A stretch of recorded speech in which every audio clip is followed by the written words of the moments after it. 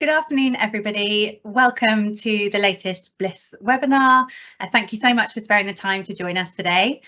My name is Chelsea Letts. I am the Bliss Healthcare Engagement Programme Lead. It's my pleasure to kind of take you through the running of today and also speak with you a little bit later. Just a few housekeeping bits before we get stuck in. Hopefully you can see on your screen that there will be a Q&A function. Please do pop any questions that you have throughout today's session in there. We will be kind of moderating those and be able to kind of respond to your questions as and when there's time appropriate in the session today. After the event, we will be sending across a survey for you to provide us with some feedback about how you found today and anything else you might like us to cover in future. So please do respond to that. We'll also circulate the recording at the same time. Please do feel free to use any social media channels to kind of tweet or post a bit about today's session and how you found it and potentially any reflections. That would be great. Do tag us. We're at Bliss Charity and we'd really appreciate to kind of hear your thoughts that way too. Just a heads up that we've got a fantastic team in the background today helping us with the running of today's event. We will be speaking to them, our kind of lovely digital team, to help us change the slides throughout today's session. So just to let you know, that's who we're talking to. And we will be trying to aim to finish around 2:45 today. So just so that you're aware kind of how long you're going to be sat here listening to today's session. Ollie, if I could have the next slide, please. So just a big welcome from me. Next one, please. This is a little summary of today's programme, what we're going to be running through. I'm really delighted to say that we've got some brilliant speakers for you, sharing some thoughts on today's session around our theme of partnership with parents during procedures. So this is a bit more information about what to expect. Next slide, please. And this is just a summary of what we'd like to try and make sure you're getting out of today. We really want to help increase awareness of the role that parents can and want to play while their baby is having procedures on the neonatal unit, to highlight what those parent experiences on neonatal units are, particularly around this area. To really empower you, healthcare professionals working on neonatal units, to be able to communicate really effectively with families around these difficult times where babies are having procedures, and to support them to decide exactly what their options are in order to be part of that journey. And of course, a lot of running theme for Bliss's work at the moment is around health inequalities. We really want to make sure that we are today highlighting to you just how that all fits in with this particular topic and family integrated care more broadly. So I'll just go into that in a little bit more detail now. Thanks, Ollie. So a bit of a refresher, you may have attended some of our webinars before. One of the ones that we held, I think it was back in March time, was around parental partnership in family integrated care. So I don't want to go into that into too much detail right at the beginning of today's session, because we did have a whole session on that previously. So please do go back and watch that if you're interested in exploring that a little bit further. But it feels really important that we start by just kind of giving that overview and that context now. Thanks. Next slide. So really is a significant transition from involving parents in their baby's care to partnering with them on a neonatal unit. And that is absolutely central to family integrated care delivery. And you can see here within the BAPM framework for practice, which hopefully you will have seen lots of times now, it's right in the centre, it's right at the core of the model for FICare for the UK. But it is noted in the framework that this is a really difficult and challenging aspect of changing culture on the neonatal unit in order to kind of embed this as practice, which is why we really want to try and make sure that we're supporting you and tackling some of those issues together today. So yes, please do go back and have a little look at the webinar that we've run on this previously, because there's loads of fantastic content in there if that's something that's of interest to you to explore a bit further. Thanks. Next slide. And I mentioned at the beginning, and I think again really important that this is kind of highlighted now within family integrated care context, that there are real barriers for families to be able to be partners in their baby's care. And health inequalities more generally really is kind of highlighted on the screen. I think for us now is a lot more complicated than this, but in essence, what we're looking at is any inequalities in access to, experiences of and outcomes of healthcare. And that's something that Bliss is really passionate about trying to tackle. But I think in order to do this, it's really important that we have to recognise early on that these barriers exist, and family integrated care is not only about recognising that, but it's also about working with families to really understand what's happening for that family, and to adapt the support to enable to meet their needs, and so that partnership can really happen and become a reality. And without this, it's just not really possible for all babies on neonatal units to receive family integrated care, which we know is the best thing for them. Next slide, please. These are little screenshots taken from the BAPM framework for practice as well, about what partnership should kind of ideally look like on a neonatal unit, and what culture means within kind of family integrated care. And all of this, or everything that we're discussing, is really dependent on changing culture and improving culture on neonatal units in order to enable families to be partners in their baby's care. That's what we're all aiming to do. And this is why, as we've mentioned, this is why we wanted to try and cover this topic today and work with you to kind of support that transition. So, very brief summary there about kind of why we wanted to cover this issue, and also how it fits in with wider family integrated care delivery and practice and culture change. But kind of traditionally now we want to make sure that within all of these events that the parent voice is as prominent as possible within this. It's not just about kind of the work that Bliss is doing, it's about the people we are working to support. So now I'd like to introduce you to Yasmin, who's going to be sharing some more of her own experience and how she was able to support her daughter Iman while they were on the neonatal unit, and the impact that this had on the two of them. So welcome, Yasmin, and thank you so much for your time today. You're welcome. Hello everyone, my name's Yasmin. I became a pre-NICU mum in August 2018 to my beautiful daughter Iman. She was born at 25 weeks and 6 days. She was born at the Rosie in Addenbrooke's Hospital, Cambridge. Phenomenal hospital, and I really appreciate and thank God that she was born there. So my waters broke unexpectedly at 25 weeks, and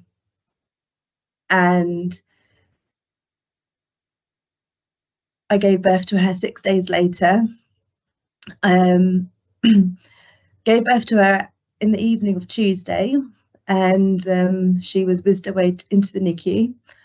The next day, I had really good feedback from the consultant saying that she's done really well. She's only intubated for 8 hours, and then she was able to move on to CPAP, and I was able to visit her once I had some of my own procedures done. A few hours later, on Wednesday, about 3 p.m, I went to visit my daughter in the NICU. I had never been inside a NICU before. To be honest, I've never even heard of a NICU. So I went in, and as a Muslim, we are required to read a call to prayer to our children once they're born. My husband wanted to share that experience with me, so he waited till I could see her. I'm really sorry, guys. I can get a bit emotional. So they lifted the top up of their incubator, and they said that although this could be quite distressing for her, but it'd be really important for me to be introduced to my daughter. And the Zan was read to her, and Val, such amazing nurse, asked me if I wanted to touch her. I wasn't ready then.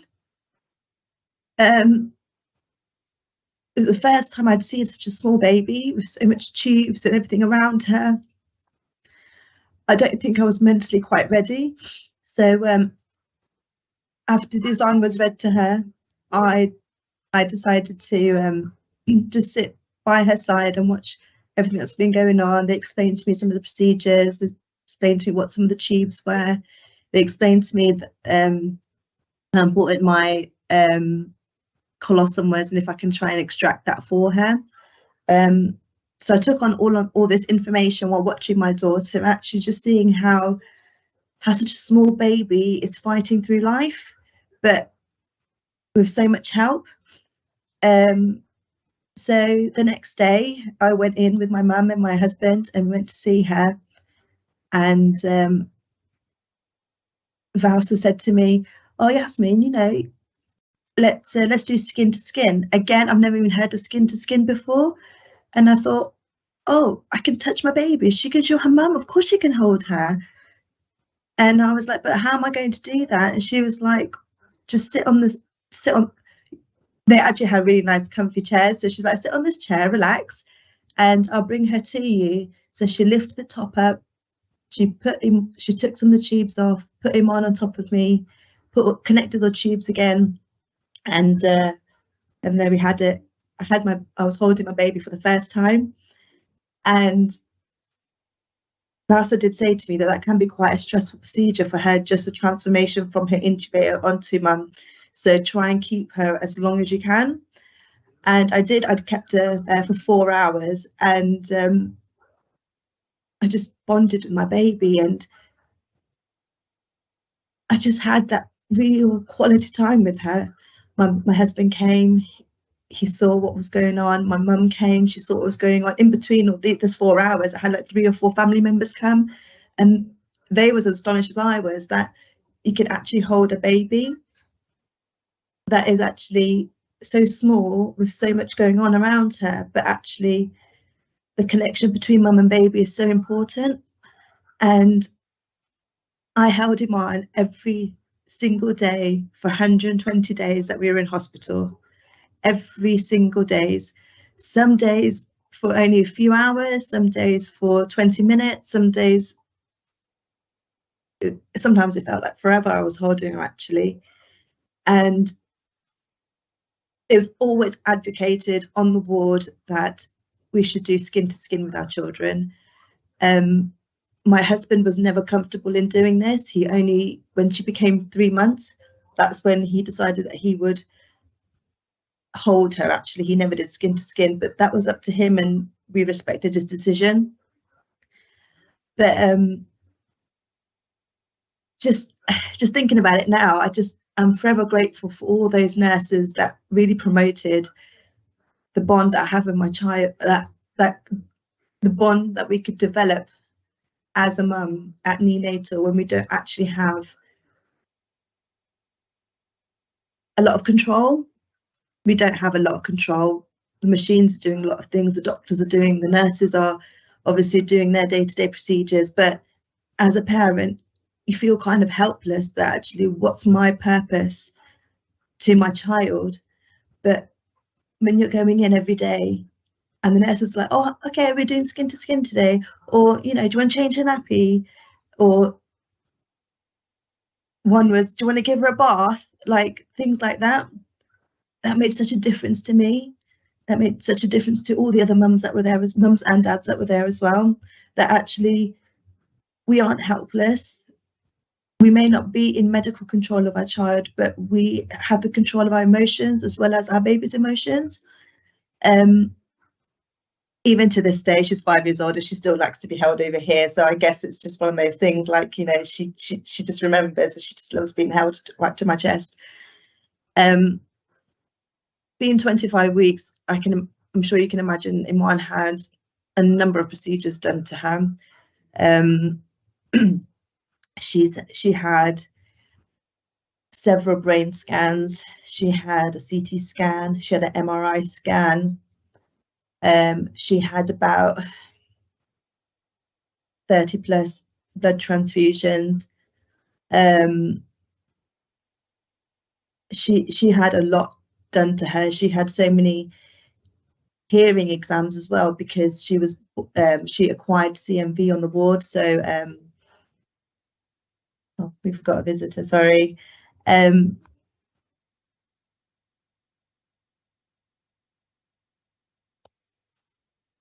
Sorry, guys. This is my number 2, not my Premier baby. And yeah, so we had so many procedures done to her, but respect to the doctors and nurses, it wasn't just in ward round that they discussed this. They discussed it if for whatever reason I wasn't able to attend ward round. I was always very much involved in her care. I was always explained what was going to happen to her. I was always explained why something was being done to her, including her blood transfusions, including her examinations.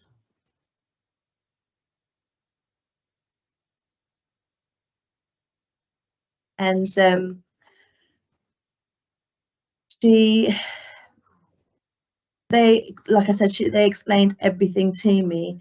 And in the end, and even one of the doctors, I can quote this, that one of the doctors had said that I became an expert in her care, because not only did I want to be so involved, but they allowed me to be so involved, which I think is so important. And because of that, I didn't lose sight of being her mum. I was always given the opportunity to act as her mum, whether that was through her nappy changes, whether that was through giving her her milk through her NG tube, whether that was through supporting her in all her procedures. My daughter had so many long lines put inside her, and she was and still is a very feisty girl. So she would only allow two doctors, both of the names Kate, for some reason, she obviously likes that name, to put the lines in her. But each time a line was put in her, each time a cannula was put in her, I was always there. I was always told to touch her finger, to hold her feet, to cup her body with my hand, because she knows I'm there. I was always recommended to keep these crocheted knitted squares, put them in my bra, so that the smell of the breast milk would go onto that. So when I'm not there, Iman knows that I was around. And again, it was just so, it was, looking back in hindsight, like, I couldn't believe something so small, just by talking to me, by encouraging me to do something, would have such a massive impact, both on me and Iman. My Iman is now thriving. She's 5 years old. She's at school. She's developing well. She's such a bright little girl. And I believe that's all because of the bond that the neonatal staff allowed me and my Iman to have with one another.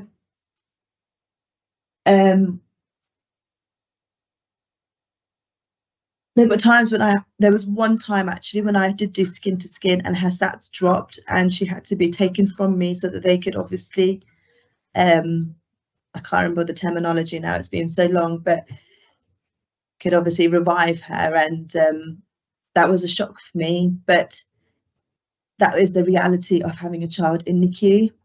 But that again didn't stop the nurses and the staff around to say, okay, just calm down now, come back in the evening or later on, go have some dinner, come back, and if she's okay and she's settled, you can restart skin to skin. And again, you wouldn't, as a layperson, you wouldn't think that you could do that. Like I said, I never knew anything about NICU. I didn't know a baby could be born at 25 weeks, let alone survive, and let alone continue developing and get through the other side and come home. All I'm trying to say is it's so important for staff to allow parents to be parents of their children. Yes, we need you to support our children medically, but you cannot be their parent. You cannot provide that comfort and that support that a parent can provide, or a family member. And the fact that I was given that opportunity every single day from the minute I had saw her on day one, I guess, it made such a positive impact on me and my child and my family. I don't know what the impact could have been if I wasn't given that opportunity. I can only imagine that maybe I could have potentially bond with my child, or would have seen my child in the same way, or maybe would have had some negative mental health outcomes, but I didn't. And I guess that was because I was allowed to be Iman's mum. And it's not just me that was encouraged to do skin to skin or hold my baby. Like my mum did a lot of her nappy changes. My mum held her. My mum didn't do skin to skin with her, but my mum did hold her. And when she was a little bit bigger, I'd probably say about 6 weeks or so, but that was probably because my mum wanted me to have that time with her, rather than her potentially taking it away from me. Maybe she wanted me to have that one-to-one time with Iman. Iman didn't need to go for a CT scan downstairs at the ward. She was a bit bigger then. She was probably about 3.5 months. And I was allowed to walk with her downstairs, holding her, and I transferred her onto the bed. And that sounds crazy, but that was such an amazing experience for me. That memory has stuck by me because I was her mum. I was allowed to transport her. She didn't need to have all these wires and everything around her. Yes, I had a number of professionals around me, but I was seen as so important to Iman. I was seen as the one that could comfort her, that could relax her before her procedure, that could support her, not, okay, let's just keep you in the incubation, let's wheel you down and have it a very medical procedure. It was a very personal experience that I had with her. Originally, Iman stayed with her. Originally, Iman stayed at the Rosie for 6 weeks, and we were transferred to our local hospital. I had a very different experience there for 2 weeks. I wasn't actually able to comfort my child as much, and I had comments said to me like, I can't believe you just sat there while her sats are going low. I knew my child. I had been with my child for 6 weeks. My child has severe reflux. Every time she would have milk down her NG tube, some of her reflux would come and that would make her sats drop. I knew my child. I guess I had faith in her, which is what Iman means too. It means faith, that she would pick herself up. And 9 out of 10 times at the Rosie she did, and even 9 out of 10 times in our local hospital she did. But the fact that the staff didn't encourage me to support my child or made comments to me was obviously it had a detrimental effect on her as well as me, because after 2 weeks she was transferred back to the Rosie, being intubated, and when she arrived at the Rosie, they said, can't believe she's back. Like, why is she back? We've extubated her now and she's fine. She's back on the CPAP, she's fine. And I believe, I can't say whether that's medically, but I believe that was because I wasn't allowed to be her mum. I wasn't allowed to show her the comfort that I was able to show her for the last 6 weeks.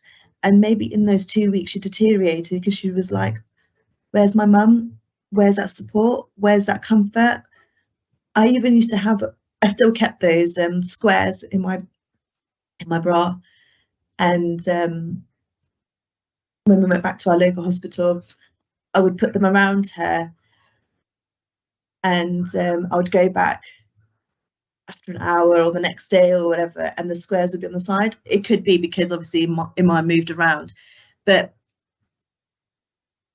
at the Rosie, the care was so different because they would put it back onto her arm, her chest, wherever. If they knew that the square had gone, they would kind of put it back onto Iman so she can feel the comfort from me if I wasn't there. I didn't receive that same care when I was at my local hospital. And I don't really like to talk about my local hospital too much because I didn't have a very pleasant experience. But I do thank them for keeping my daughter alive for those 2 weeks. And I do thank them for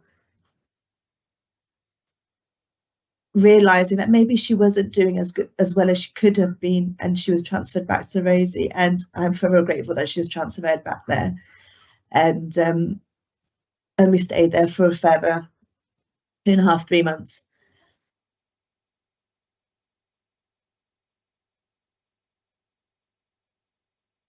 Just want to tell you that it's just so important for parents to have that opportunity to be parents. You know, when you have a typical birth and a typical child, you have that baby, and even in that same day you might be transferred back home, which is what happened to my second child. But actually we don't have that opportunity. And being a first time mum as well, it was a huge shock to my system. Like, okay, not only am I a mum, but I don't really have my baby with me and I can't feed her properly, or I can't change a nappy, I have to obviously ask permission. I have to obviously ask permission if I can actually hold my child. When you have a typical child, you don't have to ask permission. You just do it, don't you? Because there is no one else around. The positive side of it all was that I was able to get sleep in the night. You have to see a silver lining of it all. I only realise now what it's like to take a newborn home when I took my number 2. And oh my God, it's very, very difficult. So thank you for the nurses in the Raisy for looking after my babies, because I got some sleep. So thank you very much. But I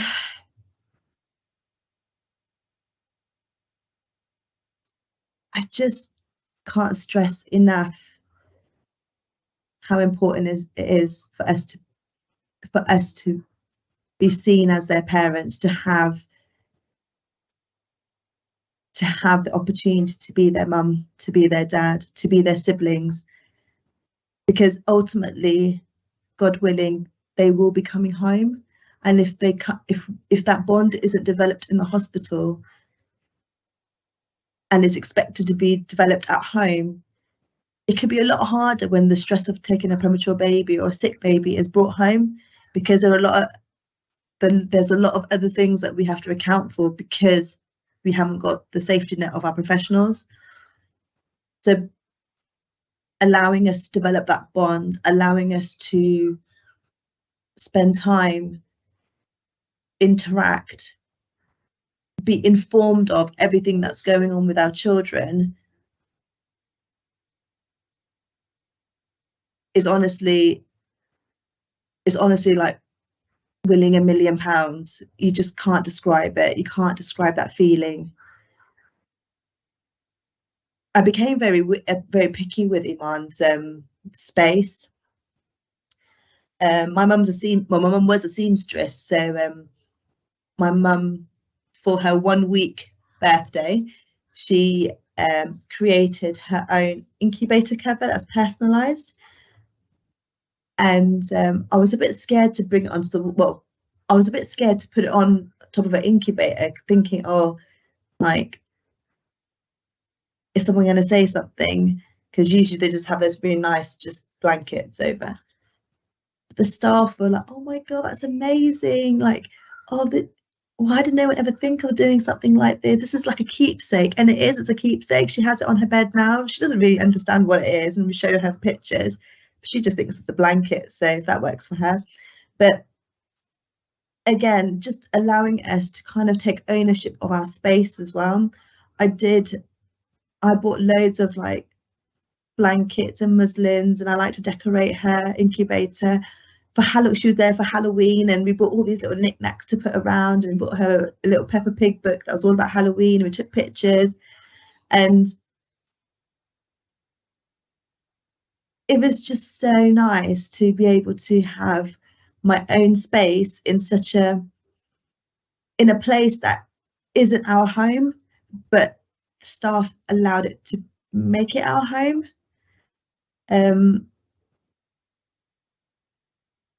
I will always remember actually when she had her final hearing screening, and she had to wear these like round circle things on her ears, and she was quite a wriggly baby, so one kept falling off. And the staff was like, oh, do you want to hold it? Oh, okay. Do you want to support your child? Or do you want, actually, I wasn't able to hold her in that one. Actually, they wanted to keep her still because they had the machinery, they had this reading they had to do. But again, even the hearing screening ladies were like, you're more than welcome to support your child through this. Like, obviously it's not invasive, but just so that she knows that you're there.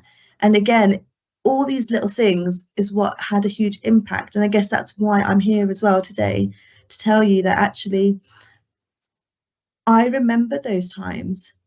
And as a mum,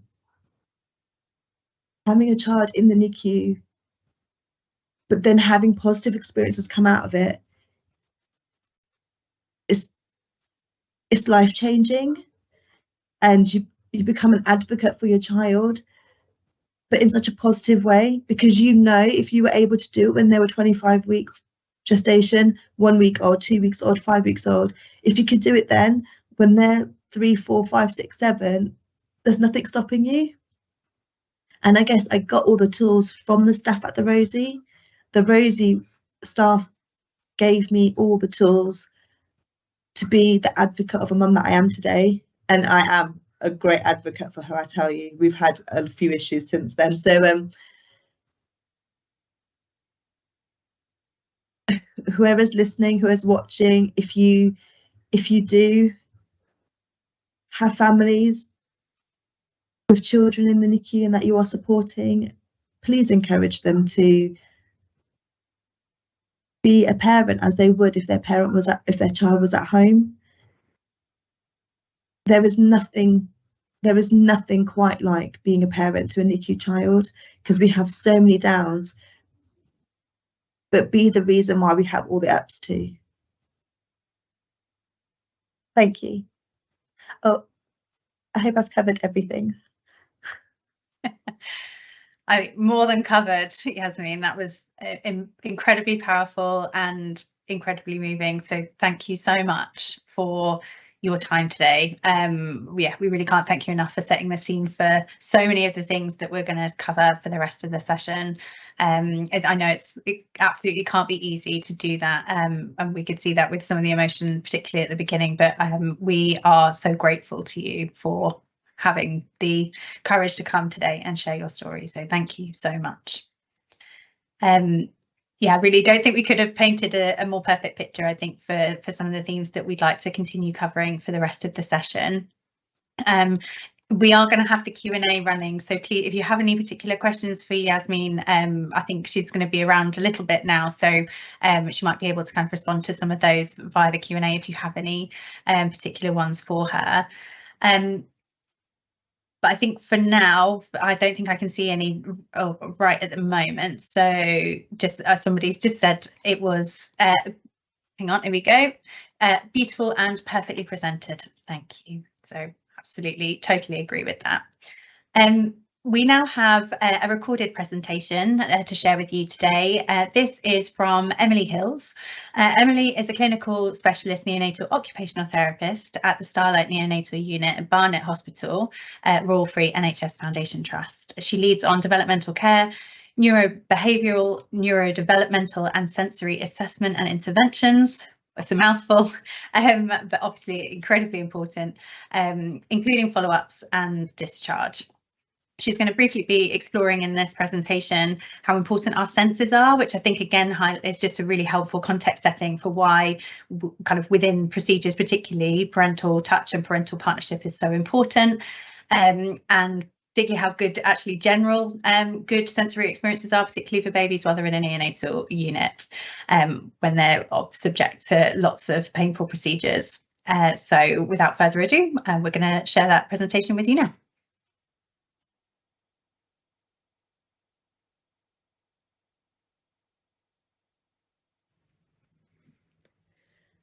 Hello, my name is Emily Hills and I'm a neonatal occupational therapist. Thank you very much for inviting me to speak here today on sensory development and pain management.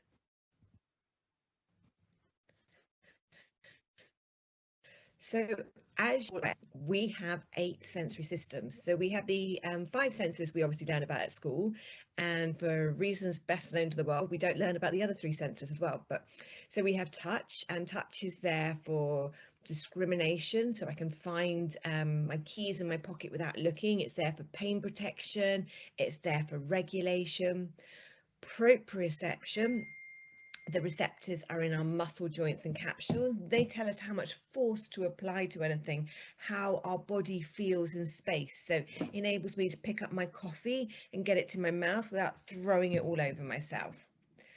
Our vestibular system is in our inner ear, and its job in life really is to help us get upright against gravity.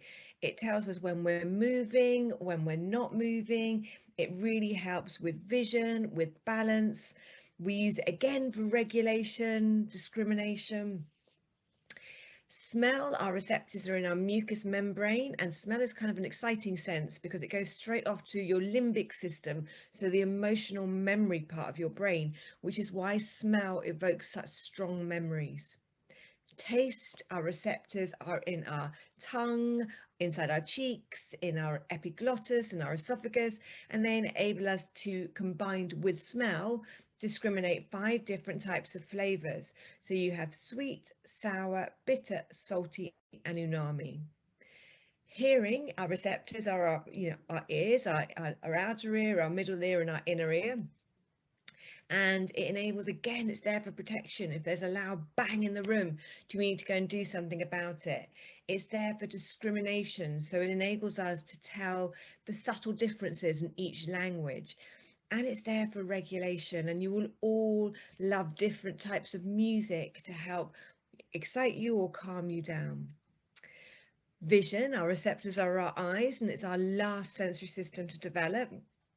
And then last but not least, we have interoception. And interoception is really how we feel internally when we feel hungry, thirsty, when we need to go to the bathroom, how we feel from an emotional point of view.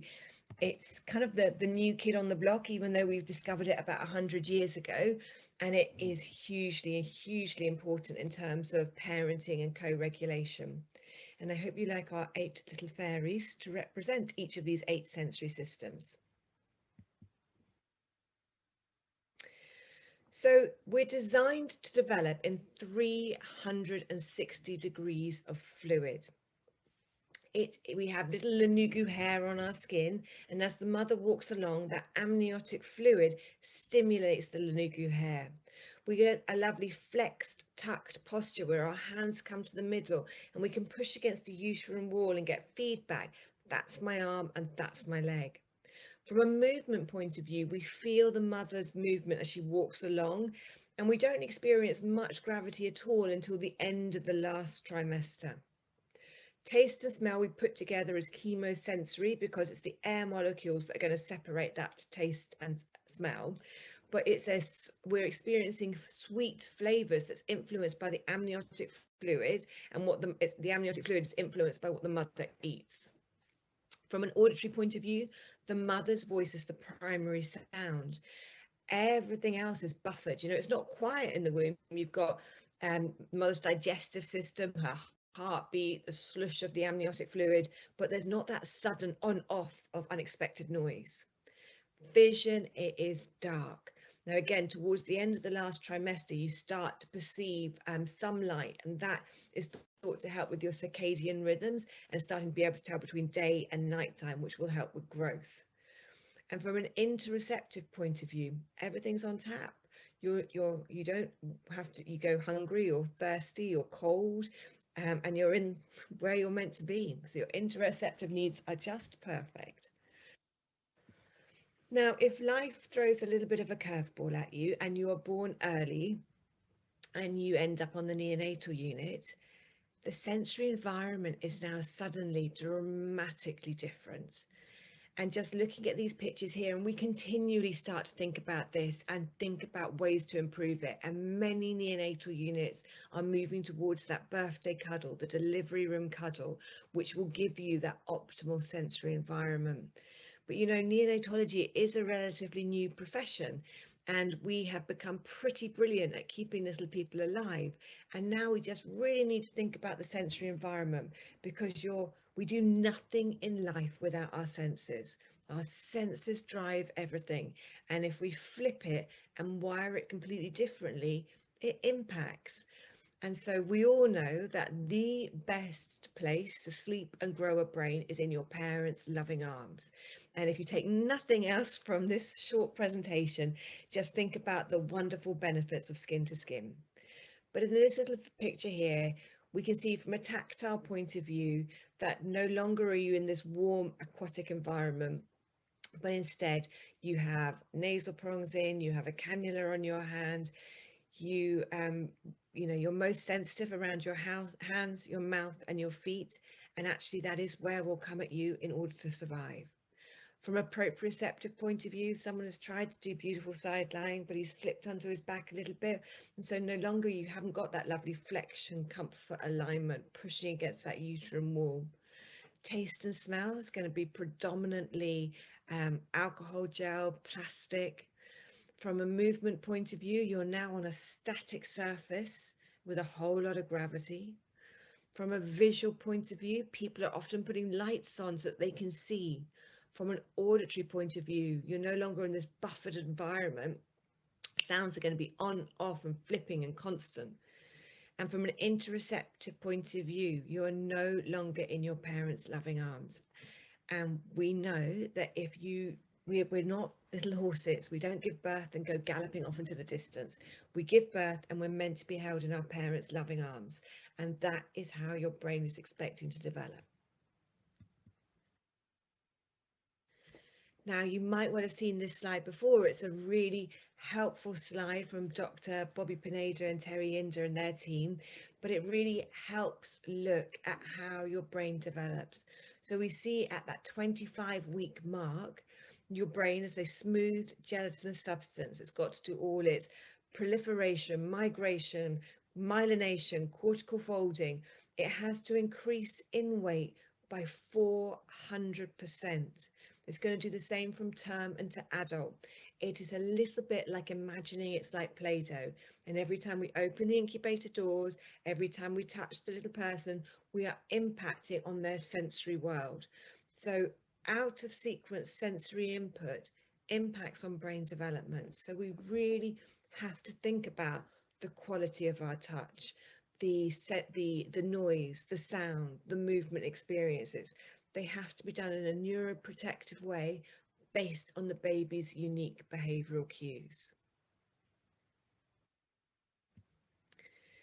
Now, when we're looking at pain, and when we look at pain, it really comes under the tactile sense and interoception. And you, in the womb, you're not meant to experience any pain. There is a possibility you'll experience stress. And that's because if the mother's in stress herself, that will go to the fetus.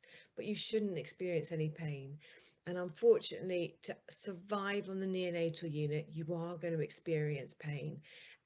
People are getting better at it and managing it, but the evidence is showing us that you are likely to experience up to 14 painful procedures every day. And so we all on the neonatal unit have an ethical responsibility to manage pain. And there have been some wonderful articles, particularly from the American Academy of Pediatrics, who said, you know what, the first thing you need to do is just reduce the level of painful procedures you're doing. And you also need to make sure that everybody on the team knows how to provide the best non-pharmacological strategies, and that you all need to have a pain assessment tool as well. So they're kind of like the recommendations. So there have been 4 systematic reviews focusing on non-pharmacological strategies to manage neonatal pain. So these Cochrane reviews have identified skin to skin, the use of sucrose with non-nutritive suck, breastfeeding, and also the use of EBM, and then also non-nutritive sucking, swaddling, tucking, rocking, holding. Now, what's interesting about this, and this is incredibly helpful, the first 2 of them require a parent. And so we know that parental presence and parents comforting their baby is the best way to manage pain. And it's a whole team approach. And then also just looking at these strategies, you know what manages pain is going back to what life is like in the womb. Think about what the sensory experiences are, because these are going to stand you in test for the rest of your life. You know, when you've had a hard day at work, you're going to go back to flexion, comfort, alignment, hands to mouth, maybe suck on something, maybe rock gently, and it might make you feel better. So when we're looking at managing pain, we look at what is the sensory experiences like in the womb. You know, at the end of everybody's day, we go back to our little womb-like spaces, we get into our bed, we go back to flexion, comfort, alignment, hands to mouth, sleep. And so it's kind of a helpful way just to think, How do I help this baby? Well, the first way you help the baby is support the parents. And it's not okay just to say, oh, you need to manage your baby's pain, because actually on my days, how do I do this? But actually supporting a parent to understand their baby's behaviour, because you all respond in different ways. And also to look at how can we use the sensory, our 8 sensory system, to manage the baby's pain.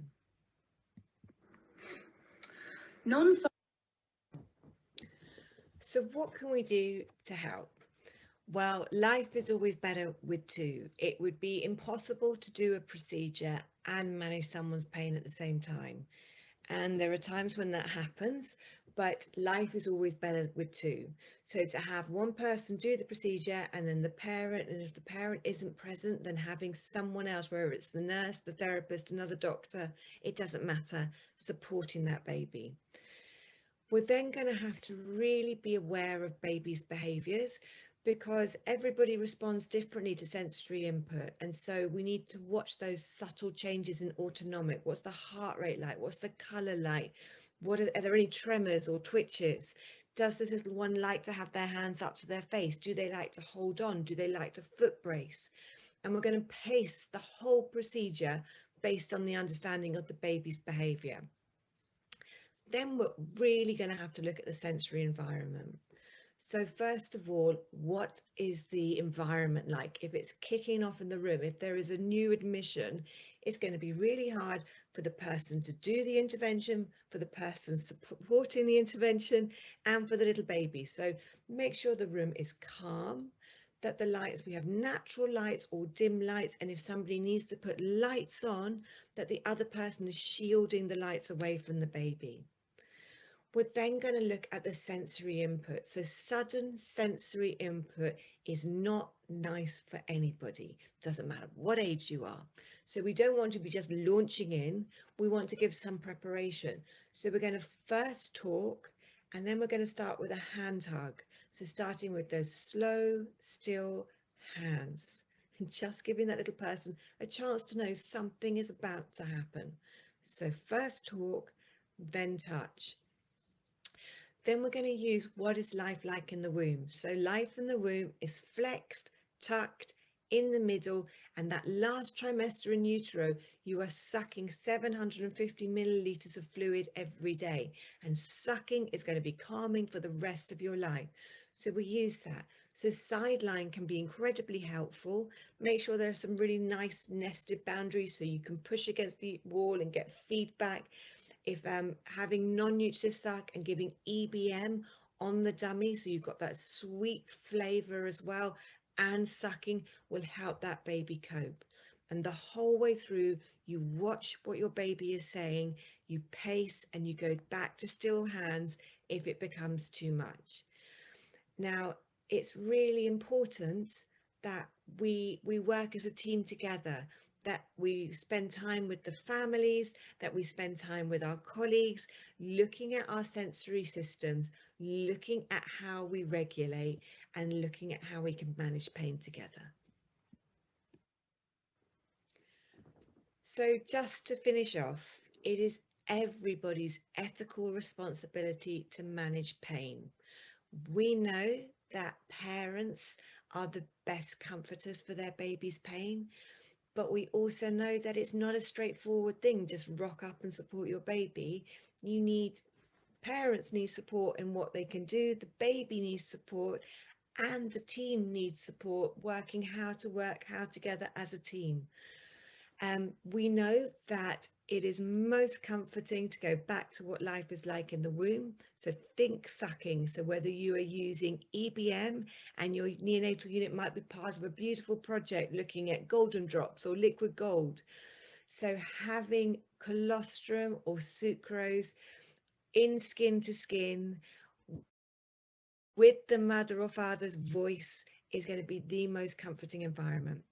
If that little person has started nuzzling or has begun breastfeeding, then breastfeeding has so many sensory qualities to support managing pain. And in the past, there was that like urban myth saying, is there an association with the mother? And there's absolutely not. And there is more of an association that that you were there. And so it's really important. And then use bedding and positioning as well. So when we're working with little people, they do not have the lovely flexor tone to be able to keep midline and lovely flex tucked posture. And so you need to use the bedding, or maybe you've got positioning aids to support that flexion, comfort and alignment. And if anybody is looking dysregulated or overwhelmed, we go back to still hands and we wait for a moment. When you are growing a brain, you need the team to wait. So thank you so much for listening to this short presentation today. And if you do have any questions, please do email me at info@sensorybeginnings.com. Thank you.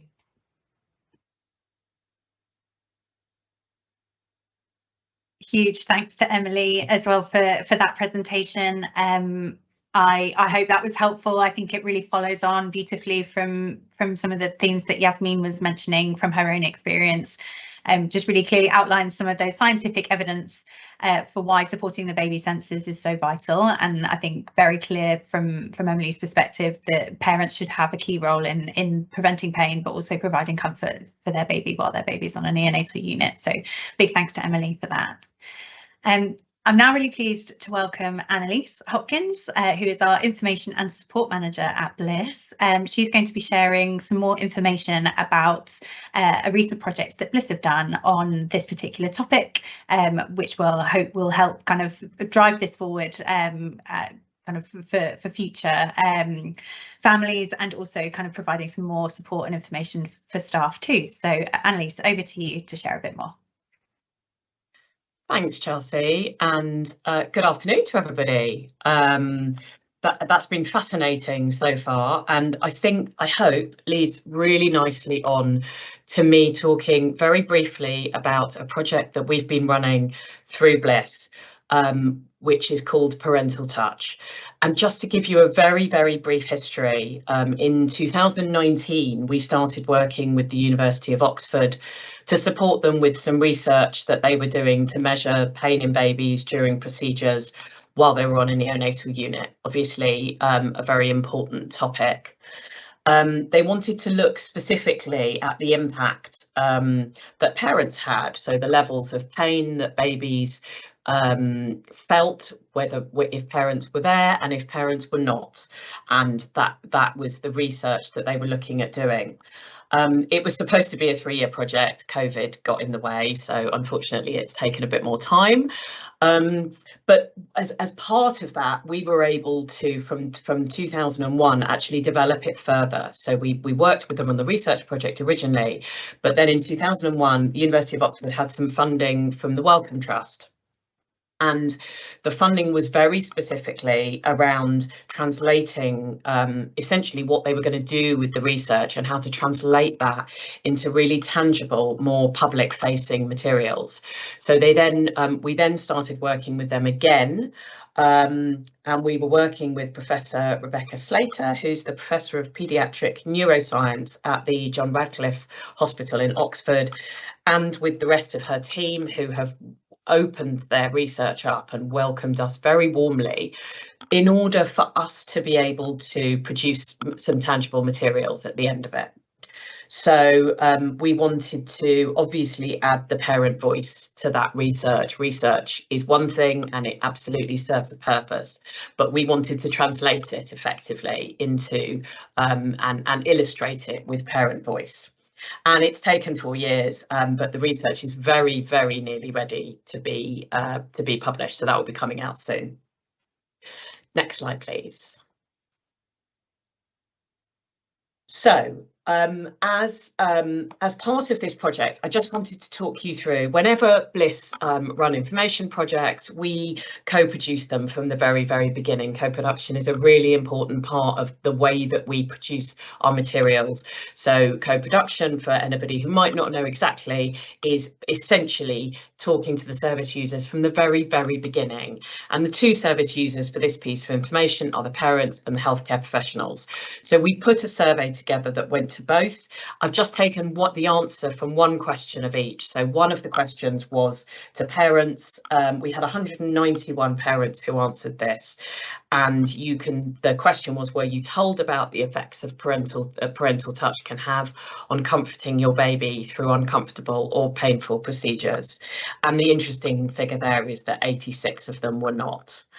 The one question that I've pulled out from the healthcare professional survey was, do you think parental touch is an effective treatment to help manage painful procedures for babies? And 87 of the 95 odd said yes. So that, if you like, was our starting block.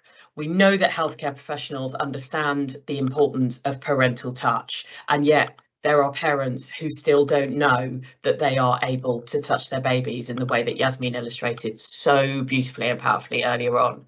So it felt like that was the beginning. That was our starting block for how we would approach this topic, this project. Next slide, please, Ollie. Thank you. So essentially, we ran the project, and where we are now is we are just about ready to launch. We were hoping to have launched by today, but we've had a slight delay recently. But we are just about ready to launch some really, really brand new information that will be on our website, which is based on all the evidence from the Oxford research. But it takes everything much further into the language of parents, and it's written for parents, and there's a big section for healthcare professionals as well, but it talks a lot about the parent's point of view and the impact that parents can have. We've got videos of parents. We were very lucky to be able to go onto the John Radcliffe unit, and we did some interviews directly with parents and talked about their experience. So those videos are really, really powerful and really interesting and give a real flavour to the different experiences that parents had, and the reality, as Yasmin talked about, the reality of the difference in care and how important it can be for parents to really be involved in that touch. There's obviously a social media campaign, there always is. We're going to be doing live Q&A sessions. We're going to be translating a flyer, which is going to go to all neonatal units. The information will be launched alongside the research, which is going to be published in the Lancet Child and Adolescent Health Journal and the Pain Journal. So from our point of view, this has been a resounding success. One of the absolute highlights that I just want to talk about was when I first met Yasmin, which was we were running a listening event with a fantastic organisation called the Raham Project. If you want to connect with an organisation who is at the heart of looking after the community, look up the Raham Project. They're based in Peterborough, but their arms are long, and they have big dreams as a community organisation. And Pfizer, who runs the Raham Project, ran a listening event for us, which is very different to a focus group. A focus group you arrive at and we have questions. This event was for us to listen, and we literally sat and listened to 4 mums, one of whom was Yasmin, one of whom has had 5 neonatal experiences. So there was a whole wealth of information, and hearing their stories gave us the confidence to know exactly how we should tailor our information. So it was absolutely fundamental to the work and the output of this project. And those videos, the video of that will also be coming out when all the information comes out. Next slide, please. So just as a real final summary, I want to just talk about the learnings. The overwhelming learning was the response from parents that they want to be involved. And if there is one thing that we want this project to do, we want it to put to bed the myth that parents would benefit from being out of the room. We hear from lots of parents who are told to go and have a cup of tea or step outside, or why don't you come back in a couple of hours. Ultimately, that might be right for some parents, but they want to be given the option. So what they really want, and what we hope we can help to, or what we hope we are helping to illustrate, is the being able to talk to parents about what is going to happen to their baby, why the procedure is necessary, how might the parents be able to be involved, and what might the benefits be of that? When it's going to happen, we hear a lot from parents who would arrive in the morning and they will have just missed something quite crucial. So understanding when things are going to happen, and then giving them the opportunity to ask questions. It feels like parents, again, as Yasmin said, they want to be part of the team. They want to be in the decision-making process. And if we're able to give them the opportunity to have those questions answered, it empowers them. We talk a lot about how to empower parents at Bliss. It empowers them to make the right decisions, and being able to make those right decisions keeps the parents as part of the team, and ultimately improves the outcome for the babies. So thank you very much. That was a whistle-stop tour. And like I say, all the information will be coming out in the next few weeks. So keep an eye out for it. Thank you. Thank you, Annalise. Super helpful summary. I hope everyone enjoyed hearing a bit more about that little teaser for some of this information that's on its way. I will mention at the end, but our Bliss Journal, the newsletter of healthcare professionals that we have, that's available free for everybody who works kind of within neonatal care. All of the information we'll make sure is included in the next edition as and when that has been published. So do sign up for that if you'd like kind of regular updates. But I'm sure there'll be other ways that you'll hear all about it. So thanks again, Annalise. I think I just wanted to now shape kind of most of the rest of the session that we have together today around some of the feedback that we've had from families during this project. So some of this Annalise has touched on already, but during the survey and the focus groups and other bits of work that we were doing around this project, we heard that kind of some of these themes that I'm going to run through now are kind of requests, recommendations that parents made and they would like to make to healthcare professionals to enable them to feel part of their baby's procedure. And that obviously is then really important for nurturing that partnership that we've spoken about as part of family integrated care. So making sure that that happens for every baby. So running through those briefly, we have a few bits about communication, unsurprisingly. So consistent messaging, when kind of during that introduction to the neonatal unit, making sure that message is really clear and really consistent for families about what their role is and how they can touch and hold their baby throughout their whole experience, but obviously, of course, including procedures.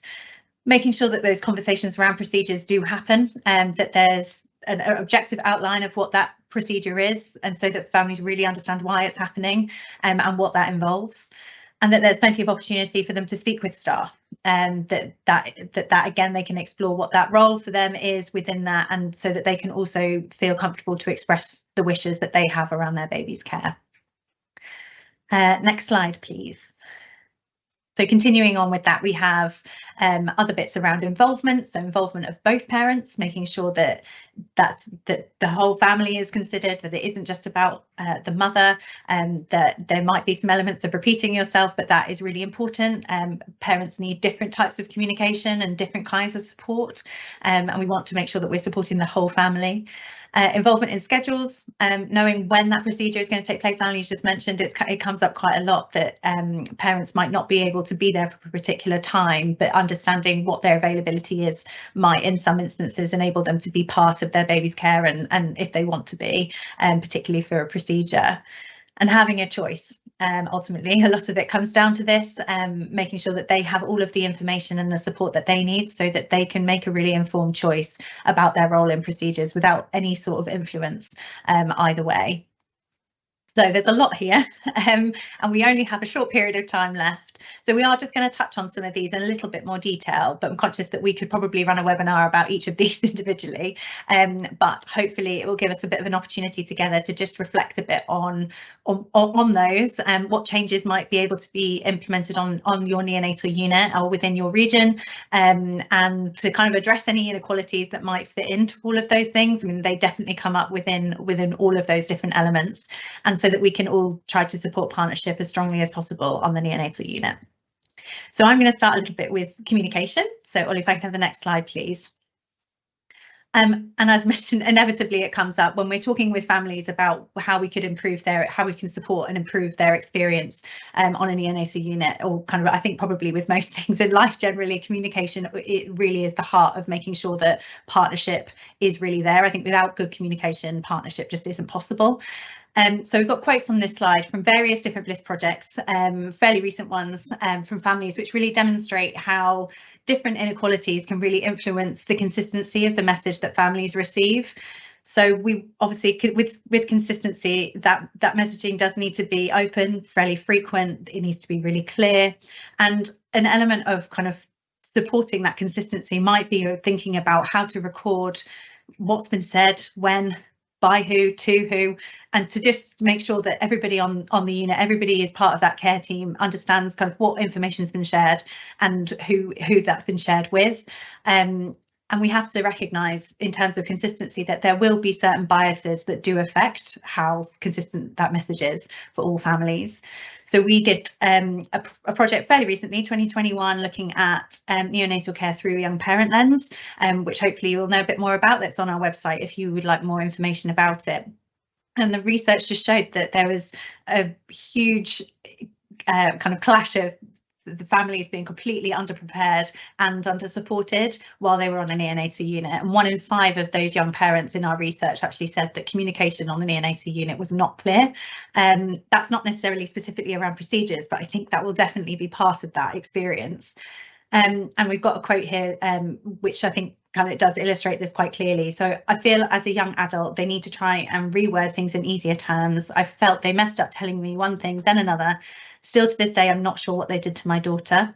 I feel like that last bit really hit home when I was looking kind of through some of these quotes. It's for a parent, it must be extremely difficult to be put into that situation and to not know what's happened to your own child. I think really highlights how important getting that communication right is. And some of these slides you may see as well, like a kind of a 5.4a at the bottom of that slide is a direct standard from our Bliss Baby Charter, actually, because a lot of this really feeds into some of the Bliss Baby Charter work that hopefully you'll be involved with on your neonatal unit. So evidence for the Baby Charter kind of asks for how you as a neonatal unit are ensuring that your information and your communication to parents is consistent. So it's definitely worth thinking about if it's not something that you feel is kind of a strong thing on your neonatal unit at the moment. Next slide, please, Ollie. And just to kind of complete that slide about consistent messaging, I think language is naturally a barrier for some families, and this can really significantly impact how those families can develop a partnership with healthcare professionals. So it's definitely something that we'd like to make sure we're encouraging to kind of consider and enable communication to be really clear and really consistent for families. We did some research with South Asian families' experiences in neonatal care and found that parents who didn't speak English as a first language were more likely to report poor experiences. So it's really crucial that parents fully understand the role that they can play, and that can really impact their experience of partnership with you as neonatal staff. We do have another webinar that we have run relatively recently on communication and inequities. So again, if this is something that is of interest to you and you haven't seen that webinar, it's available on our website. Please do take a look at that. I'll send a link round so that you know where all of those webinars are after this session. But I think it's a really important and a really powerful thing to try and get right. Next slide, please, Ollie. So conversations around procedures, we've mentioned, kind of really should start from admission. I think there's real opportunity once kind of a family gets settled to really set that scene very early on, make sure that there's some clarity around what's happening, why, and discussion about those various different options for how involved families can be during a procedure. And some parents really do need different communication and assessing the needs of the family, of both parents, when you're addressing procedures is really important. Annalise mentioned we worked with a fantastic project called the Rahan Project, a fantastic community group called the Rahan Project for some of our work on parental touch and the importance of that. And I'm really delighted to share just a few quite short clips with you during the rest of this presentation. So this one I think particularly highlights from a lady called Miriam about her and her husband's experience of their son having a lumbar puncture on the neonatal unit and the different needs that they had as parents in order to understand what that involved. Thanks, Ollie, if you could share that video. Obviously the staff are amazing, but actually I don't think they realise how scary that is to go through. And I think something my husband found very difficult was he's not in healthcare, I am in healthcare, and like I remember a couple of times he goes to me, he goes, I just feel really stupid, like I don't know what's going on, and like he was googling things like what's a lumbar puncture, what does this mean, what does this mean, wasn't he, bless him, and he felt really like out of depth, he did, and he's a very put together person, so I think kind of people realising actually it's very new to some people. You might say lumbar puncture every day, what does that mean to someone who doesn't know what that is, especially someone who's not a healthcare professional. I feel like I still hold it together a bit because I'm used to this kind of stuff, but for him he was like he said to both of us, didn't he? He was like, I just feel really out of depth, and he just felt like he didn't know what was going on. So I think just being aware of actually just being a bit more sensitive, I'd probably say, or a bit more emotionally aware. I know they try, but Thank you. Next slide, please. So the last thing that was mentioned as part of communication was about opportunities to speak with staff. And we know that there are some really brilliant ways that neonatal units and your staff particularly are doing to ensure that families can speak with staff. So this is really just to reiterate to everybody here today that this has a massive impact on families, and thank you for what you're doing. Keep doing what you're doing. It really does make a difference. Feel free to share some good practice if you have it in the Q&A. We'd be happy to kind of share that more widely. But it's mentioned multiple times, these kind of real opportunities for families to speak with staff within our Bliss Baby Charter. You can see some of the standards here.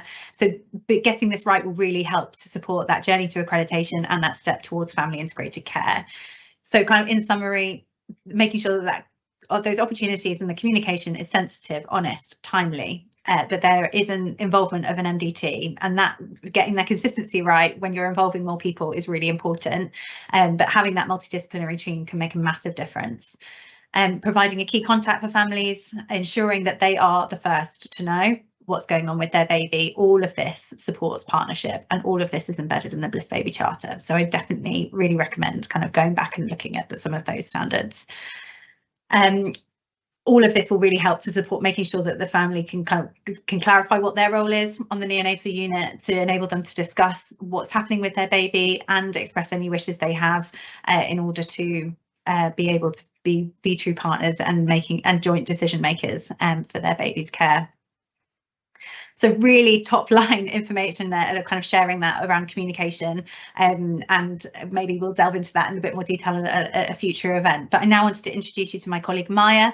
Maya is our campaigns and policy officer.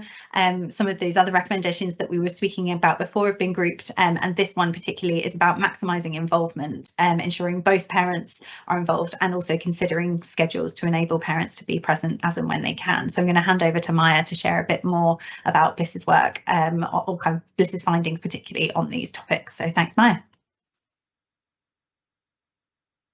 Hi, thank you, Chelsea. So I'll be further exploring how the insights from the Parental Touch project align with our broader research and translate into practical recommendations for supporting parent involvement in their baby's care. And, parents have the right to be involved in decisions about their baby's treatment, and this benefits both the baby and their parent. And during the Parental Touch project, parents said that they'd like to see a willingness from healthcare professionals to explain their baby situation to both parents, even if it means repeating the information. In 2021, our policy research and campaigns team collaborated with a research agency who works specifically with South Asian communities. We conducted qualitative research on South Asian experiences of neonatal care in the last 5 years. And we found that fathers in particular feel excluded from the care of their baby, particularly if the father was not born in the UK and/or did not speak English as a first language. And one of the dads said, "They did explain everything to me, although at first I was left outside and had to keep asking for information." Fathers told us that it felt that staff assumed that culturally they would not want to be involved, and so their involvement was less supported. And this chimes with our other research suggesting that perceptions of the paternal role can lead to fathers and partners being less encouraged to be involved in care delivery and supported to fulfill this role. In addition to this, insights from our work with South Asian families suggest that this may be compounded if staff are making assumptions based on cultural stereotypes. And in a different project in 2021, we explored young parents' experiences of having a baby in neonatal care. And this found that there was an assumption that young parents are less engaged in their baby's care and are less capable. And we heard from dads in particular that they felt sidelined.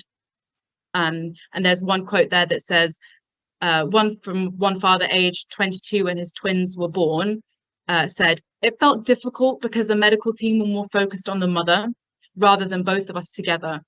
Any question was directed to her. So it's kind as if they were forgetting I was there or acknowledging me, and as if I didn't really have a say. So I was a bit distressed about this." Next slide, please, Ollie. So based off this, here are some recommendations to maximise involvement of both parents. The previously touched on theme of communication is central to receiving the most benefit from involving both parents. And referring to Baby Child Standard 2.1b, it's crucial that both parents receive sensitive, honest and timely communication regarding their baby's condition. Another recommendation is to use a respectful and personalised approach for each family and take the time to find out particular circumstances and how you can help both parents overcome barriers to being involved in their baby's care during painful procedures. Encourage both parents' engagement in early touch or skin to skin, engage in cultural awareness and inclusivity training, and lastly, specifically seek out feedback from groups of parents you don't reach with standard mechanisms. Thank you. Next slide. And here are some lovely reflections from our 2022 Barriers project around supporting non-birthing parents who were encouraged to be involved in their baby's care. The consultant came and got me, explained everything to me, walked me through everything. It was like, you guys need to be involved in this. We need to get you through as a unit.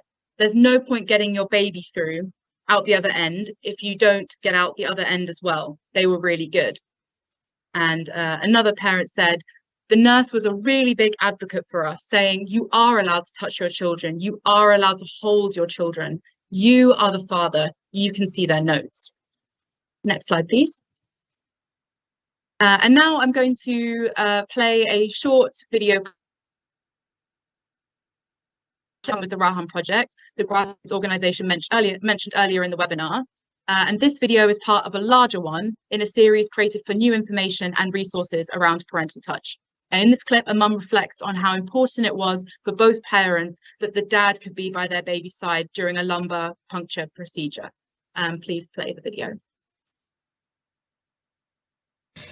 So yeah, the reason my husband was there and not me was because I couldn't cope with I thought it would have been emotionally too much. Actually, he found it quite difficult, he did. And I did say to him, do you want to watch it? And he was like, yeah, I'm watching it. So I was like, you do what's right for you, I'll do what's right for me. And then we kind of reconvened together afterwards. If someone was not there, he would have been a very unhappy bunny, and he would have also told them, you're not doing a lesson. He's very much like, that's my child, I'm going to be there and I'm going to watch.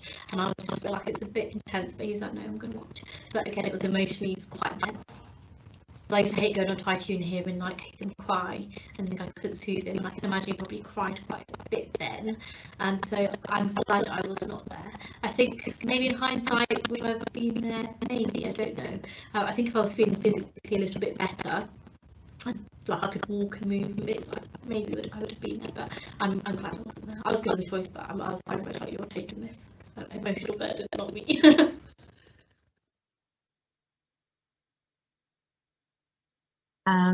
Okay, and looking at another aspect of maximizing involvement is looking at schedules. So as well as considering how both parents can be supported to maximize their involvement, it is also important to consider families' practical needs when scheduling procedures. And the Parental Touch project highlighted that knowing when a procedure will take place as far as possible increases the chances for parents to be part of it if they wish. We often hear from dads that they sometimes face practical barriers to being involved in their baby's care, to being as involved in their baby's care as they would like. For example, they could be working and or taking care of other children. And our research with South Asian parents found that half of the participants said that they had to ask permission to do skin to skin, and 2/5 felt that they did not have sufficient time and space to undertake this as much as they had wanted to. And next slide, please. And these findings are relevant to Baby Charter Standard 1.2c, which details that the timing and pacing of care should consider the availability of parents, the individual baby sleeping pattern, stress thresholds, and the tolerance of handling. We also recommend avoiding making assumptions about why a parent isn't there on the unit, but rather initiate a discussion around their practical needs when scheduling procedures. And lastly, by considering the availability of parents when scheduling procedures, they have more opportunity to be involved in their baby's care. And as we all know, this leads to positive developmental outcomes and improved family well-being. Thank you. We do actually have another recording now who I wanted to introduce you to, Jill Curry, who is advanced practitioner neonatal OT from the University Hospital Wishaw. I'm hoping, because this is a recording, I'm hoping there's not another issue with the sound, but I think this presentation really provides us with a really lovely example of how touch and the senses can impact a baby's experience of a procedure, but also how this can support families to feel involved in supporting their baby when undergoing a painful procedure. So again, we'll try this this recording. If we're having issues with sound, then again, maybe it'll be something that I need to share afterwards. So I do apologise about that. I'm not quite sure why we're struggling, but I'll we'll play this and hopefully the sound will be clear enough. But yeah, over to Jill.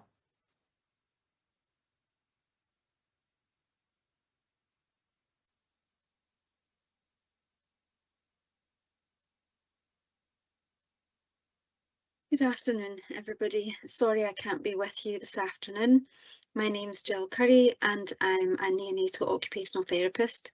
I'm wanting to speak to you today about massage and in particular a quality improvement project that I was involved in collaboration with Michelle Brooks, who is an advanced specialist nurse and a neonatal practice educator.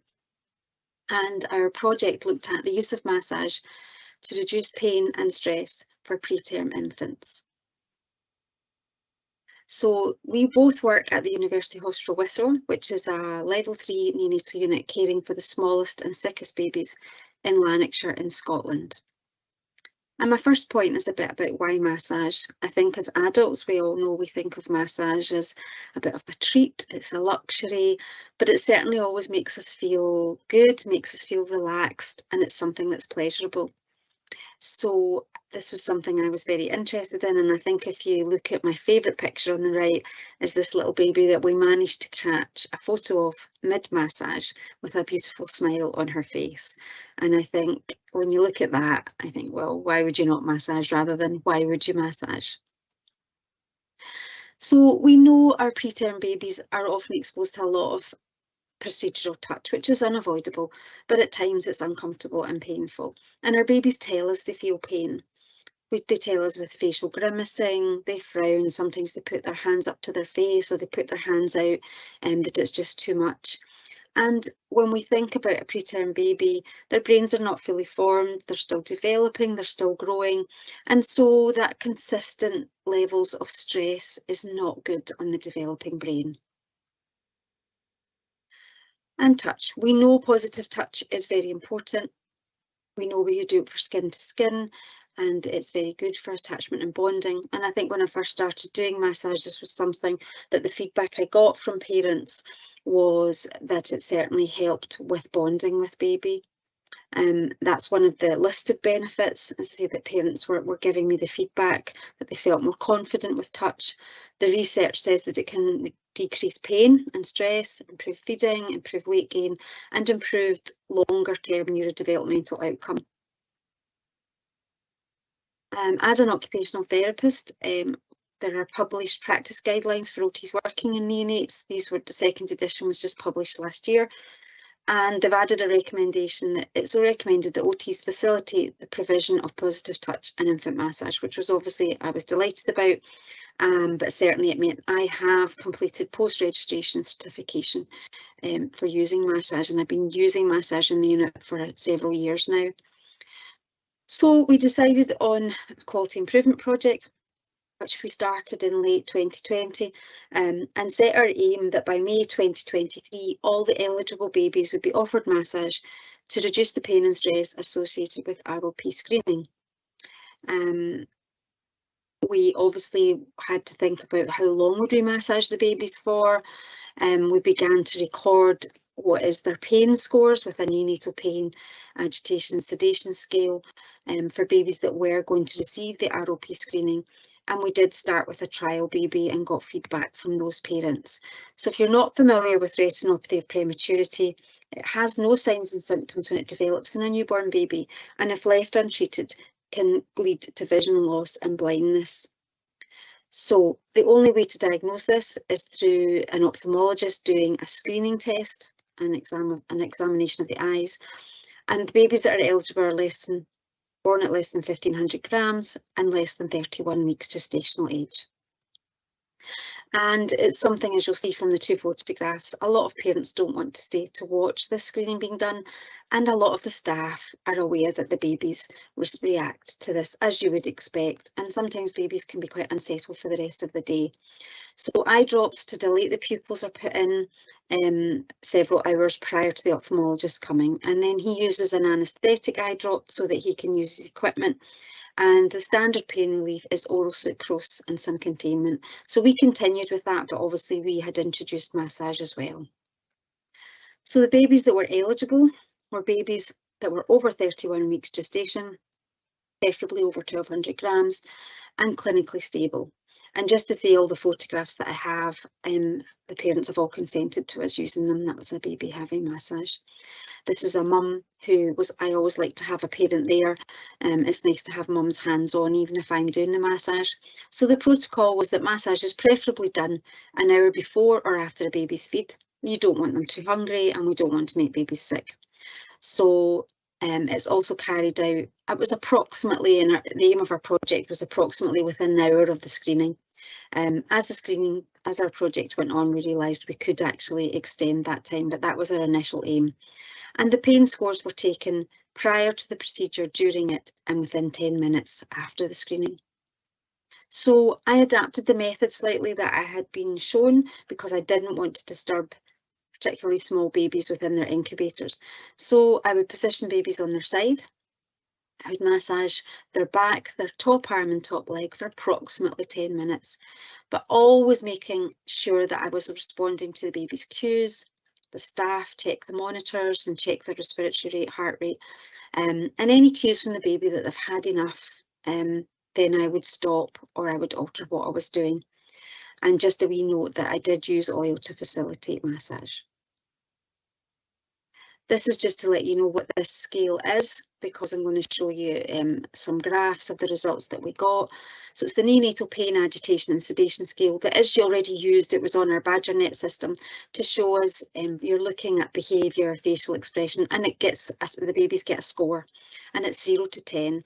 10 being the most pain the baby's experiencing, and obviously 0 where we want babies to be at. So we started taking these scores before we introduced massage. We didn't choose a group of babies to not massage and a group to massage. So this is our first diagram. So we started taking the scores for babies that hadn't had massage just to see where their pain score sat when they had ROP. And as you can see, the blue line is the scores that we got during the procedure, and our average score was 7. And the orange line is the scores within 10 minutes post-procedure, and our average score was 1. So we began taking scores of babies that had massage, and again the blue line is during the procedure, and our median had come down to a score of 4 from 7.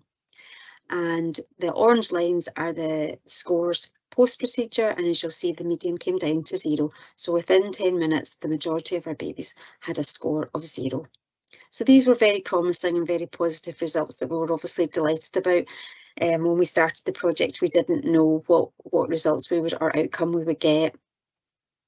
This is a wee video clip I am going to let you see. This was our wee trial baby Robin, and Mum very kindly did a brief video to explain what she felt was had happened when we started doing massage. Just to be aware, when it plays, it probably is going to turn this picture on its side, but I haven't been able to get it any other way. But I think it's important to hear what Mum Hazel had to say.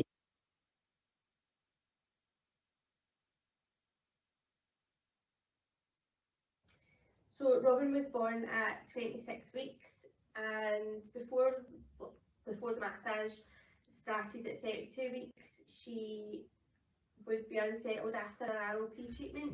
She wouldn't want any cuddles, she would be off her feet, just really didn't like any sort of touch after it. And then Jill started massage at 32 weeks, and the difference was just amazing. She was a lot more settled after the ROP. She would come out for cuddles, she would stick to her feeding, she was, yeah, just, it made such a difference. It was great.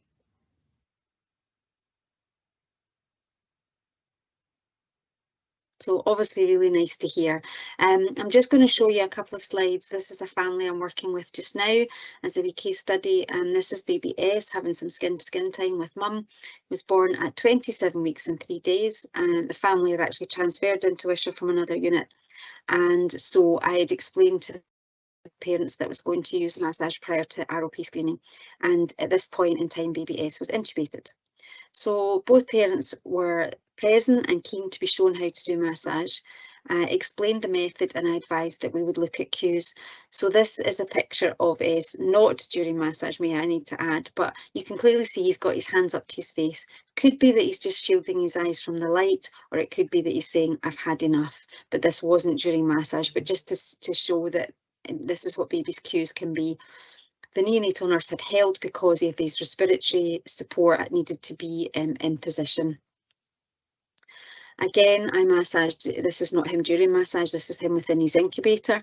I did his back, his arm and his top leg, and throughout this the neonatal nurse would note respiratory rate, heart rate and his oxygen saturations, and they were very stable throughout the massage and for the rest of the day, and the neonatal nurse was delighted that he had really good oxygen saturations during massage. So the parents and the staff were delighted to see how relaxed baby S was, and as I said, he remained stable for several hours after it. This is just a nice wee picture that mum and dad provided of him with his eyes open. So some of the parent testimonies of massage over the time and over the project. Our baby was very small, we were nervous to touch him. It was one of the most positive experiences we had and helped us so much with confidence. The massage was very helpful, relaxing for both baby and parents. My baby was super relaxed and comfortable, and it was lovely to see her enjoying massage. And the whole massage experience was so calm and relaxing and made a big difference to our baby coping with the ROP check. And I think this is something lovely when parents also feel relaxed and certainly are enjoy seeing their baby relaxing. And this was from the staff. So a lot of the babies were more settled, having less incidents. The babies were returning to baseline and with all their SATs much quicker and really benefiting from the project, and that babies were a lot less visibly stressed than they usually behave during their ROP, and nice and sleepy after the procedure. This is a mum and dad, so mum had done massage several times and she wanted dad to be involved. And so the project showed that massage can provide pain and stress relief. It's beneficial for both babies and for parents. It's best when it's carried out by parents. Obviously I was doing a lot of the massage for the project, but it is best when it is mum or dad. And it certainly appears to have some long lasting effects. So for the rest of the day, like Robin's mum said, that they could bring her out, they could give her cuddles and she would feed well. So just some acknowledgements. Obviously the ophthalmologist was very patient with us, the consultants that let us do the project, all the staff and the parents, but most importantly, the beautiful babies. So thank you very much for listening. I hope you've enjoyed it. Some further reading, our project was published in the Infant Journal in September, so you can read more about it. And that's my email address. And I just thought I'd finish with my favourite picture. So any questions, you can contact me via email. But thank you very much for listening and enjoy the rest of the day. Thank you. Brilliant. I'm so glad that we were able to get that to you to see, because I think it's a hugely powerful project. I think a really fantastic example of the positive impact of touch, particularly during and around procedures. And I think Jill, when I was chatting with her before this, kind of really had amazing experiences of being able to encourage parents to be involved in that and partner with her as part of that project and to support the babies during that time. So a huge thank you to Jill for that.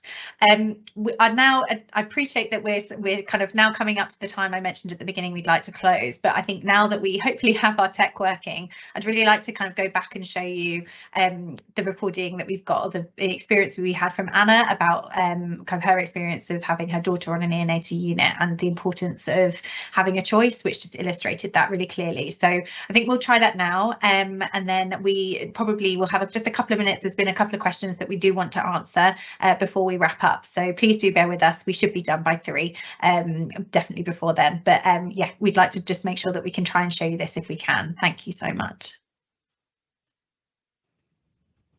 Hi, I'm Anna. My daughter was born at term 38 weeks, but was very poorly when she was first born, and despite coming home initially, she had to be admitted back to hospital, and she had emergency surgery on her bowels when she was 3 days old. Following surgery, she then went to the neonatal unit for recovery and spent the next 2 months on the unit. She had a condition called meconium ileus, which was a bowel blockage in her small bowel, which we were told 90% of babies born with this condition would then have a diagnosis of cystic fibrosis. And this was the case for Eleanor. She had a stoma formed during the bowel surgery, and she was on the unit, as I said, for 2 months, and she was quite poorly for a lot of that time, recovering from the surgery and the ups and downs of everything that entailed. I think about 2-3 weeks into her stay, I went in one morning, and she just didn't seem right. She looked really, really pale, really listless, wasn't really responding to me. And I kind of alerted the nurses and told them that I thought something was up with her, and they agreed. And so she was had blood tests, and her team wanted her to have kind of further tests just to see what was going on. She, because she was nil by mouth following bowel surgery, she had a long line in her neck, and it kind of didn't look quite right. It was a bit red, and I think there was kind of initially thoughts that she possibly had some sort of line infection. The word sepsis was never used to us. I think we were being protected. It was only kind of subsequently that we found out she did actually have sepsis, and she was incredibly poorly. But one of the tests that they wanted to perform on Eleanor was a lumbar puncture. And we were told this was going to take place. She'd need to go to a different room for this to happen, and we were told from the start that we would not be able to be in the room with her. And this was really hard for us to hear. We had been very, very hands-on with Eleanor. We'd been there as much as possible on the unit as we could, despite having a toddler at home. I was spending long days there. I was looking after everything to do with her stoma. I wanted to do everything that I could. I wanted to be involved in all conversations and decision making, and by and large we really were involved in that. She had a really big multidisciplinary team around her, not only the kind of the surgical team, but the team on the unit, the neonatologists, but also her cystic fibrosis care team. So there were lots and lots of different specialists and people that were talking to us on a daily basis. And we were very hands-on and very, very involved and very included in everything that was going on. So it felt quite a shock actually to be told that we couldn't be in there for this procedure. It seemed quite different from how we'd been treated up until that point. We were told that we should go to the parent room while it happened, or just go and almost relax, go and go and get a coffee and have a sit down, and they'd come and find us when the procedure was over. And we kind of saw her being wheeled into the treatment room, quite a few different medical professionals around her. We knew she was really poorly. She just didn't seem well at all. We didn't want to go and sit in the parent room, so we actually stood outside the treatment room, and we heard her screaming, and we knew that she was in a lot of distress while this procedure was taking place. And it also took quite a while to happen, which was really, really hard for us to know that we weren't in there with her, providing the comfort that as her parents we wanted to be able to give her. When she came out of the treatment room, she was incredibly pale, and she looked really, really poorly and really distressed. And thinking back like that, it was really hard, and it still stays with me. What she looked like, I can still see what her face was like. And I just knew I should have been in there with her during that procedure. I knew that my presence, my touch, my voice could have provided her with the comfort that I knew that she really needed during that procedure. And so I just really strongly urge anyone who's talking to a parent about baby having a procedure like a lumbar puncture to really think about the role that a parent can play in something like that. That obviously on a case-by-case basis, not all parents will want to be there during something like that, but I think there are lots of parents that do want to be in a room where the procedures happen, and that it should be explained to them how they can provide comfort for their baby, but not get in the way of the medical procedure that's happening. And it's the one of the things that I really look back on and wish I could go back and change from Eleanor's time on the unit. Thank you.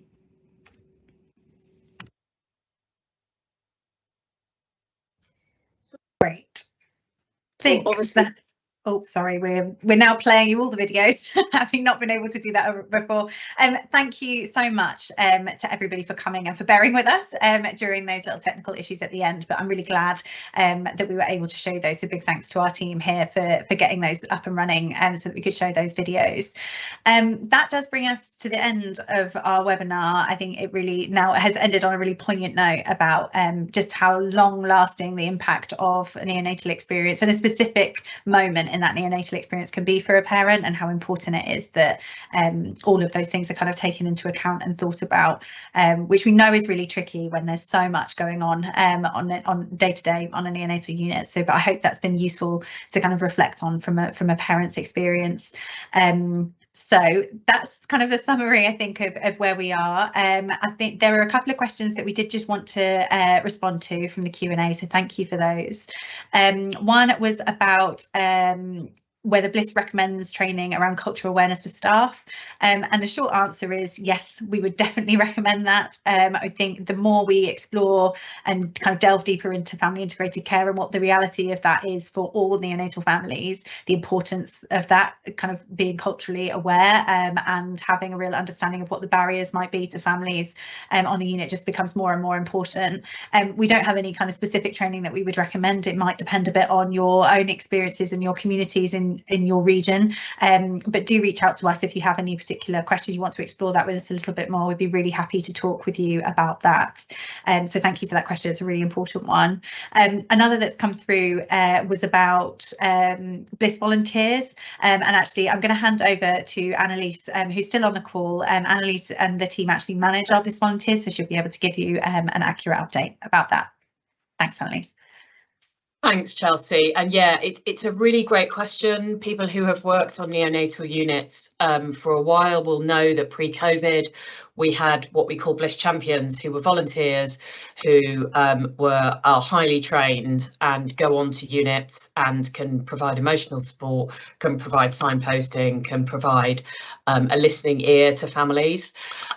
We are very much still in that programme. We currently have close to 50 champions across the UK, but as obviously as COVID affected everything, that is it's a part of our work that was affected, and we are in the process of rebuilding it up.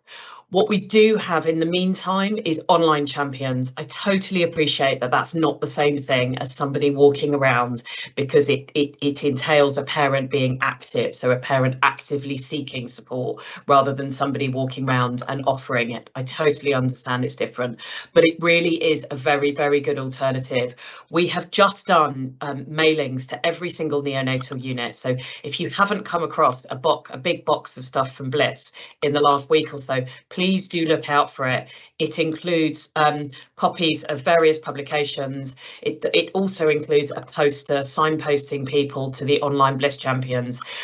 For a lot of people, it's a more comfortable way to talk. You can do it in your own time. You can do it. We offer slots on in the evenings. We offer various slots throughout the week. So I would really, really recommend that you do signpost people to our website to find online champion support.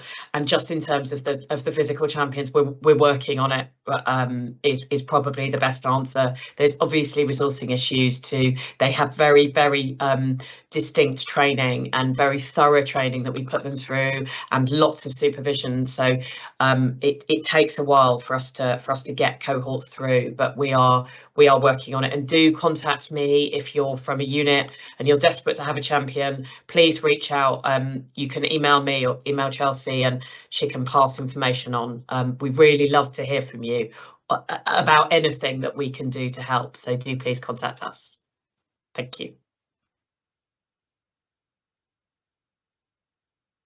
Great, thank you, Annalise, for that. Just a couple of questions have come through. One is where would be the best place to find out about infant massage? We'd really recommend actually reaching out to your OTs that kind of either sit within your neonatal unit or that perhaps sit regionally to find out a bit more information about that. I mean, we're absolutely not the experts on infant massage and baby massage. I think it's just a really lovely opportunity to share a really clear project where the experience of both baby and parents was really impacted by that really positive touch around procedures. But I think probably that would be my first port of call to suggest going to speak to an OT that you have, specifically if they have neonatal training. I think that would be really helpful. The volunteer champion training package, we will pop an email address. I think it's the best thing to do is to email our volunteer. It's volunteer@bliss.org.uk for any queries around our Bliss Champion volunteers or any kind of element of our volunteering package. But I'll pop that in the chat as well, just so that you've got that written down.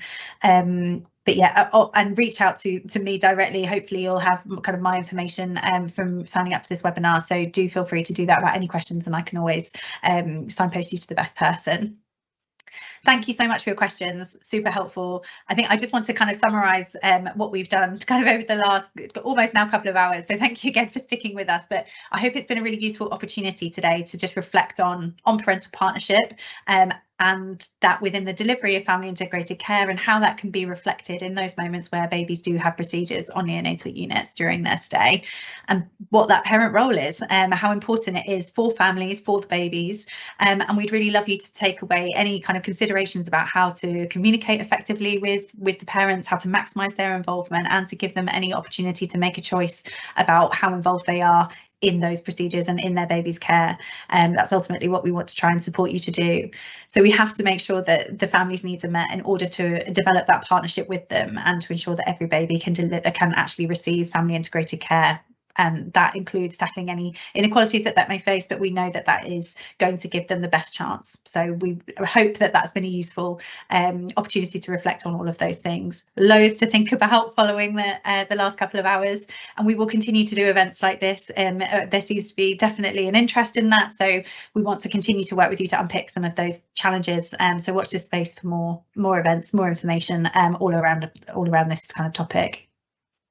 Do keep an eye on our communications coming out to hear more about the information that Annalise mentioned previously earlier on in the session, because we're really excited about sharing that with you. I mentioned about our free online, our free email newsletter, which goes out every month. It's called the Bliss Journal, and you can sign up on our website for that within the healthcare professional section. If you click on that on our banner, you can then see that. Hopefully you'll be able to sign up to that, and it's totally free of charge, and you get updates from us monthly. So that's a really helpful way to get updates about events like these and new information. I'll send around the evaluation form very shortly. It might be at the beginning of next week, but the recording of the presentation will also be included as an opportunity to pop your email address within that evaluation form to receive a certificate of attendance, which we'll then send out to everybody who pops their email address in there. But otherwise, just a huge thank you to the team here for helping us get through to the end of the webinar, but also a huge thank you to you. We appreciate you sparing the time to come and join us today. It's really it's something we are super passionate about, and it's lovely to see a really great uptake, so that we know that this is something that is really important to everybody else as well. So that's great, and we just hope to see you at another event soon. Thank you so much. Take care.